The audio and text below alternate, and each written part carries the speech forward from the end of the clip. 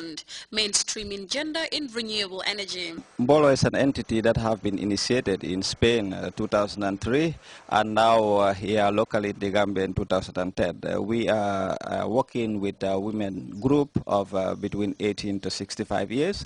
Definitely we are making training on cosmetic, tie and dye, batik, and all this sewing that you are seeing through RE projects like this one that we are here presently running. Is an RE project sponsored on the Jeff Unido Project 4.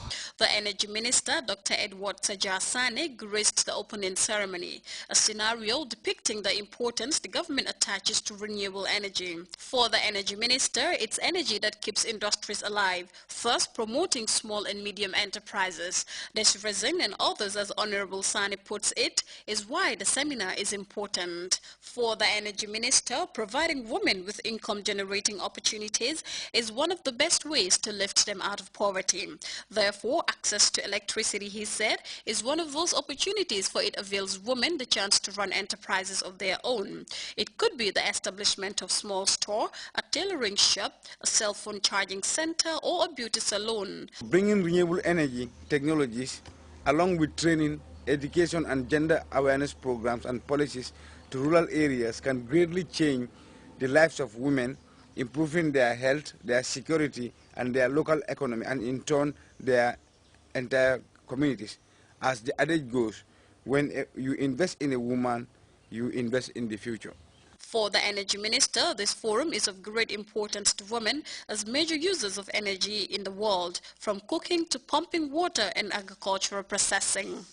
Thus, women's involvement in the design of sustainable energy solutions, for instance, can help to ensure that solutions are tailored to women's needs, and women's engagement in distributing and marketing these technologies can help to encourage the use of sustainable energy services by providing other women with comfortable spaces within which to learn about technologies and discuss their particular concerns.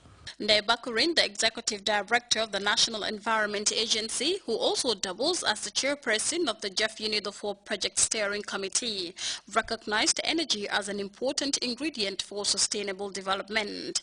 Women should be involved in all aspects of the energy and natural resource management discussion to ensure proper integration of their perspective. Mr. Chairman, today we see that women and girls, because girls also are very important, they're part of this whole process, especially in our rural area, are particularly affected by the continuous, like I was saying, the continued depletion of the natural resources and, of course, climate change.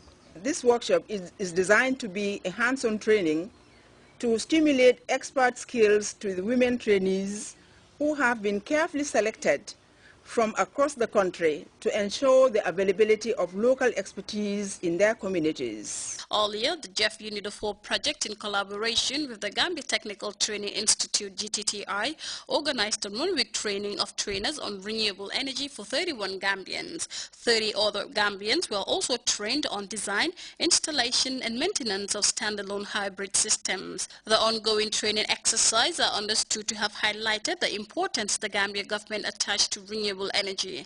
At the end of this forum, participants are expected to go home equipped with the requisite knowledge and skills in designing, installing and maintaining a simple renewable energy system in their homes. They are also expected to engage on future advocacy campaign for renewable energy in their respective communities. Reporting for Grts News, I am Fatou Janembai.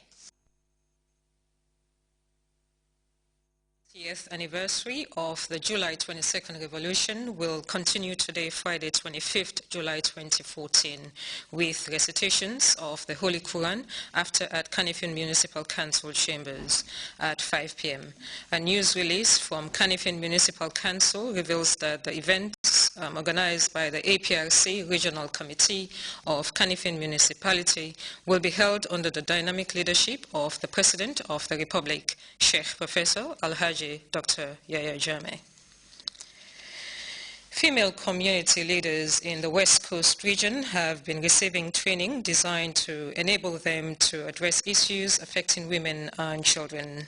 As Uminja reports, the effort was championed by the Female Lawyers Association, the Gambia, and bankrolled by the U.S. Embassy in Banjul.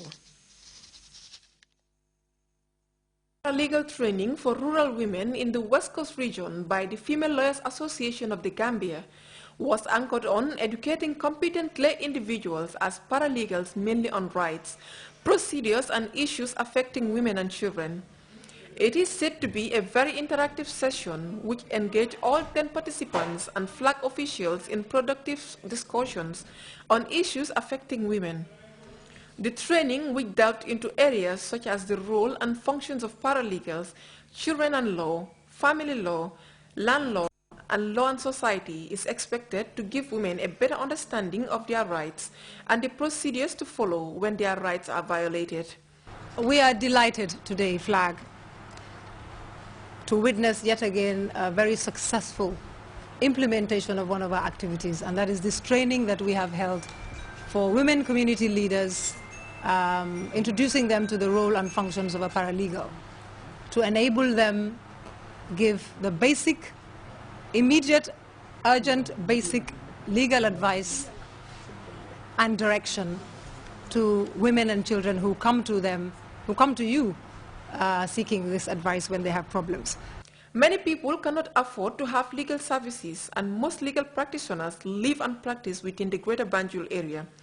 This makes it all the more important for these trained women leaders who will in turn give legal advice to women and children. The acting Deputy Chief of Mission of the U.S. Embassy in Banjul said the training of these rural women as community advisors is a way of increasing people's understanding of what the rule of law is all about. This workshop is being supported by the U.S. Embassy under our Democracy and Human Rights Fund, which promotes and protects political and religious freedom, the international human rights of women, persons with disabilities, and vulnerable minorities. These people and those who need the help should have the prospect of improving the civic and political human rights of any country. Justice is fundamental to the rule of law. This the West Coast Region Governor stated while commending FLAG for choosing her region for this very important training for women. Community paralegals are a very important tool in disseminating information and support government to eradicate and train local women to be aware of their legal rights. As we all know, government cannot do it alone and on its own every time, especially in rural communities. Paralegal acts are as very important resources for people without regular legal support. Hence, the importance of women to be part of this training. Participants were all awarded with certificates at the end of the two-day training. The training of these 10 participants to carry out duties, which include educating and giving basic legal advice on laws and procedures on issues affecting people, particularly women and children, it is hoped will drastically reduce cases of domestic violence. Uminjai, GRTS. You're watching GRTS News. We'll be back with news from outside the Gambia after this break.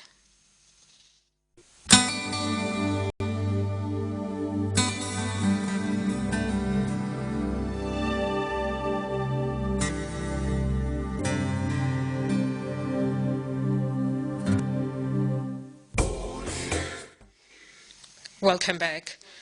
Doctors in eastern Sierra Leone are making frantic efforts to bring the Ebola epidemic under control.